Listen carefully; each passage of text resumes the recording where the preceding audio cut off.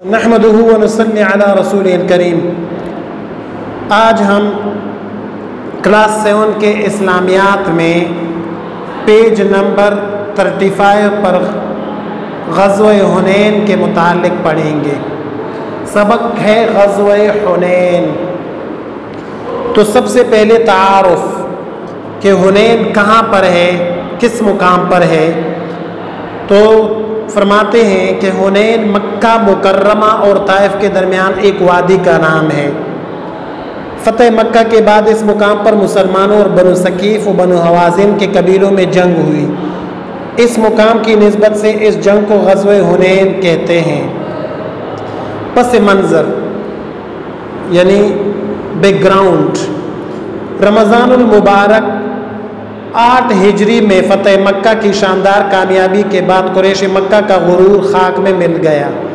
کچھ متکبر قبائل کے علاوہ سارا عرب اسلام کے زیر نگی آ چکا تھا، یعنی سب عرب جو تھے مسلمانوں کے زیر سایہ تھے، مسلمانوں کا قبضہ سب جگہوں پر ہوا تھا سوائے چند متکبر قبائل۔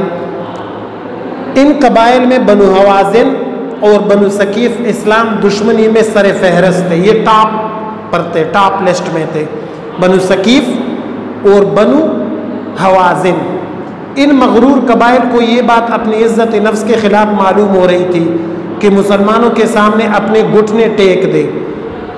بنو حوازن، بنو ثقیف اور ارد گرد کے قبائل نے مالک بن عوف نصری کی قیادت میں جنگ کی تیاری شروع کر دی۔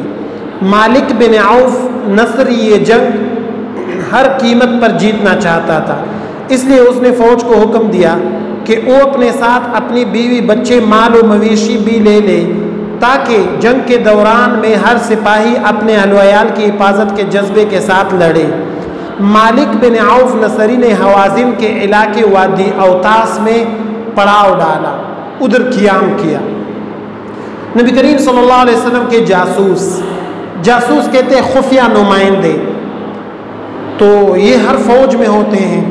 یہ فوج کی ایک تدبیر ہوتی ہے کہ وہ اپنے خفیہ نمائندے مقرر کرے اور وہ دشمن کے حالات کا جائزہ لے۔ نبی کریم صلی اللہ علیہ وسلم کو ان قبائل کی جنگی تیاری کا علم ہوا کہ یہ تو جنگ کی تیاری کر رہے ہیں، تو آپ نے حضرت ابو درد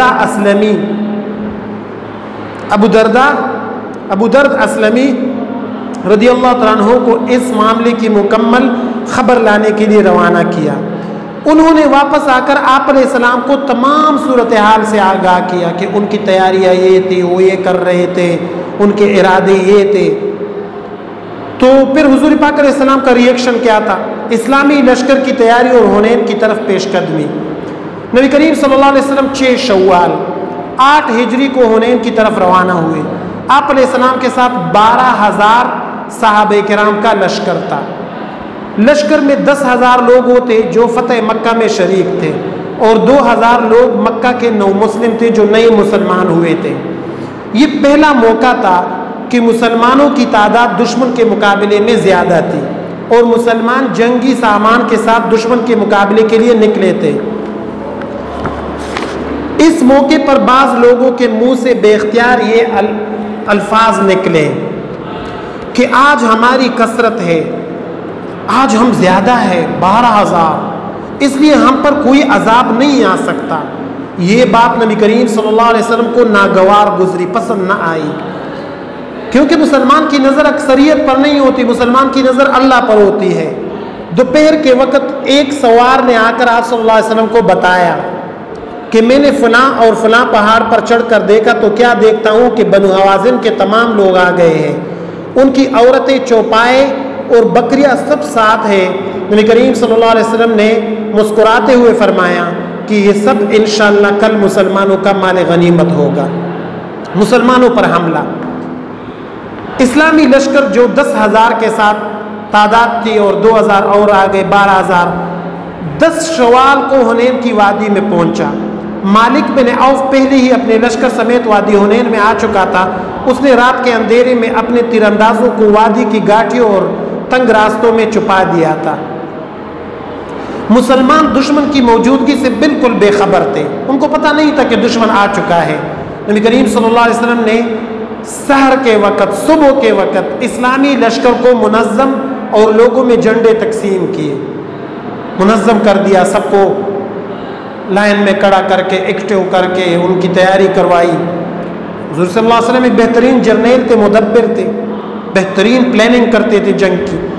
اسلامی لشکر کی قیادت جو لیڈنگ تھی وہ کون کر رہے تھے؟ حضرت خالد بن ولید رضی اللہ تعالیٰ عنہ۔ جو ہی لشکر وادی میں داخل ہوا، تیر اندازوں نے حملہ کر دیا، ان کے پاس تیر تھے تو انہوں نے تیر چلا کر مسلمانوں پر حملہ کر دیا۔ اس اچانک حملے سے مسلمان سنبھل نہ سکے اور بگدڑ مچ گئی، تتر بتر ہو گئے، مسلمان ادھر ادھر منتشر ہو گئے، مسلمان منتشر ہو گئے، یہاں تک کہ آپ علیہ السلام کے ارد گرد بہت تھوڑے مسلمان رہ گئے۔ حضرت محمد صلی اللہ علیہ وسلم کی ثابت قدمی، آپ اپنی جگہ پر قائم تھے، آپ صلی اللہ علیہ وسلم بہت زیادہ بہادر تھے۔ اس نازک ترین مرحلے پر نبی کریم صلی اللہ علیہ وسلم نے عظیم بہادری اور شجاعت کا ثبوت دیا۔ آپ صلی اللہ علیہ وسلم نے شجاعت اور بہادری اور شدید بگدڑ کے باوجود، یعنی سارے لوگ بھاگ دوڑ کر رہے تھے، آپ صلی اللہ علیہ وسلم کا رخ کفار کی طرف تھا، اور آپ صلی اللہ علیہ وسلم فرما رہے تھے انا النبی لا کذب انا ابن عبد المطلب، ترجمہ میں نبی ہوں، انا النبی لا کذب، یہ جھوٹی بات نہیں، میں عبد المطلب کا بیٹا ہوں، یعنی اس کا نواسا تھا آپ صلی اللہ علیہ وسلم عبد المطلب کا۔ لیکن یاد رکھے عرب میں لوگ دادا کو باپ کی نسبت کرتے تھے، یہ عرب میں ایک عادت تھی۔ نبی کریم صلی اللہ علیہ وسلم کے حکم پر حضرت عباس رضی اللہ عنہ نے مسلمانوں کو پکارا، مہاجرین اور انصار نے اس پکار کو سنا تو سب مسلمان پلٹے اور ایک مرکز پر جمع ہو گئے۔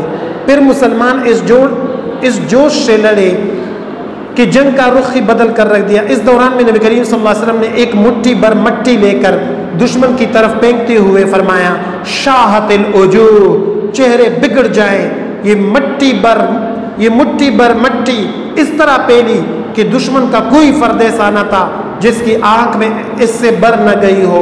اس کے بعد ان کی قوت ٹوٹتی چلی گئی اور مسلمانوں کو فتح نصیب ہوئی۔ قرآن مجید میں اس کا ذکر ہے حنین کا، ہاں قرآن مجید میں اللہ تعالیٰ نے غزوہ حنین کا ذکر ان الفاظ میں فرمایا ہے، اور اللہ نے حنین کے دن تمہاری مدد کی، اذ اعجبتکم کثرتکم، جب تمہیں تمہاری کثرت نے غرور میں ڈال دیا تھا کہ ہم تو آج زیادہ ہے، پس وہ تمہارے کچھ کام نہ آئی، اور زمین کشادگی کے باوجود تم پر تنگ ہو گئی، پھر تم لوگ پیٹ پیر کر بھاگے، پھر اللہ نے اپنے رسول اور مومنین پر تسکین نازل فرمائی، ان پر ایک سکینہ اور سکون نازل فرمایا، اور اس لشکر کو نازل کیا جسے تم نے نہیں دیکھا، وہ فرشتے تھے، اور کفر کرنے والوں کو سزا دی، اور یہی کافروں کا سزا ہے۔ اس جنگ کے نتائج کیا نکلے غزوہ کے؟ ایک بات یاد رکھو کہ غزوہ کیسے کہتے ہیں؟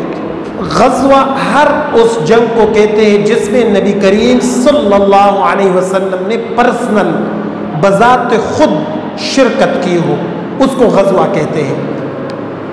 تو اس لیے غزوہ کا تعارف بہت ضروری ہے۔ یہ پھر آپ کو اوپر کے کلاسوں میں بھی 9th 10th میں بھی، حتیٰ کہ فرسٹ ایئر سیکنڈ ایئر میں بھی یہ بحث آئے گی کہ غزوہ کیسے کہتے ہیں اور غزوہ کی تعریف کیا ہے۔ تو غزوہ کہتے ہیں وہ جنگ جس میں نبی کریم صلی اللہ علیہ وسلم نے بذات خود شرکت کی ہو۔ نتائج و اثرات، یعنی اس جنگ کے کیا نتائج آ گئے، کیا رزلٹ آ گیا؟ غزوہ حنین سے درجہ ذیل نتائج حاصل ہوئے۔ نمبر 1، مسلمانوں نے غزوہ حنین میں دشمن کو شکست دی، اس کے علاوہ بڑی مقدار میں مال غنیمت ان کے ہاتھ آیا۔ اس میں 6000 قیدی، 24000 اونٹ، 40000 سے زیادہ بکریاں اور 4000 اوقیہ چاندی بھی شامل تھی۔ اوقیہ ایک وزن کا نام ہے جو عرب میں اس زمانے میں مشہور تھا۔ بنو ثقیف کے تقریباً 70 آدمی مارے گئے اور ہزاروں افراد قیدی بنا لیے گئے۔ اس جنگ کے قیدیوں میں حضرت محمد صلی اللہ علیہ وسلم کی رضائی بہن حضرت شیمہ رضی اللہ تعالیٰ عنہ بھی تھی۔ رضائی کسے کہتے ہیں؟ رضائی بہن، رضائی بہن اس کو کہتے ہیں کہ جب ایک لڑکا اور لڑکی جو آپس میں حقیقی بھائی اور بہن نہ ہو، وہ ایک عورت سے دودھ پیے تو یہ آپس میں رضائی بہن بھائی کہلاتے ہیں۔ تو گویا یہ جو شیما تھی، شیما رضی اللہ تعالیٰ عنہ، اس نے اور آپ صلی اللہ علیہ وسلم نے ایک خاتون سے دودھ پیا تھا۔ آپ صلی اللہ علیہ وسلم نے انہیں ان کی قوم میں واپس کر دیا تھا کیونکہ اس جنگ میں وہ شریک تھی۔ نبی کریم صلی اللہ علیہ وسلم نے اپنے خاندان کے حصے میں آنے والے قیدیوں کو رہا کر دیا۔ آپ صلی اللہ علیہ وسلم کی اتباع میں صحابہ کرام نے بھی اپنے حصے کے قیدی رہا کر دیے۔ مسلمانوں کے اس حسن سلوک سے متاثر ہو کر بہت زیادہ لوگ مسلمان ہو گئے۔ اگلا پوائنٹ، اس جنگ میں مسلمانوں کو عرب کی طرف سے مکمل اطمینان نصیب ہوا۔ نبی کریم صلی اللہ علیہ وسلم نے صبر و استقامت کا عملی مظاہرہ کیا۔ آپ کے معجزے نے مسلمانوں کے ایمان کو مضبوط کیا۔ مسلمانوں نے سبق سیکھا کہ جنگ غرور اور تکبر اور اسباب پر بھروسے سے نہیں بلکہ اچھے حکمت عملی اور اللہ کی مدد سے جیتی جاتی ہے۔ بس یہ سبق کا خلاصہ ہوا کہ مسلمانوں کی نظر وہ اللہ پر جب ہوگی تو پھر مسلمان کامیاب ہوں گے، اور جب مسلمانوں کی نظر اس پر ہوگی کہ ہماری فوج مضبوط ہے اور ہمارا اسلحہ ہمارے پاس زیادہ ہے تو پھر مسلمان جو ہے ان کے ساتھ اللہ کی مدد شامل حال نہیں ہوگی۔ جس طرح اقبال نے بھی ایک شعر کہا ہے کہ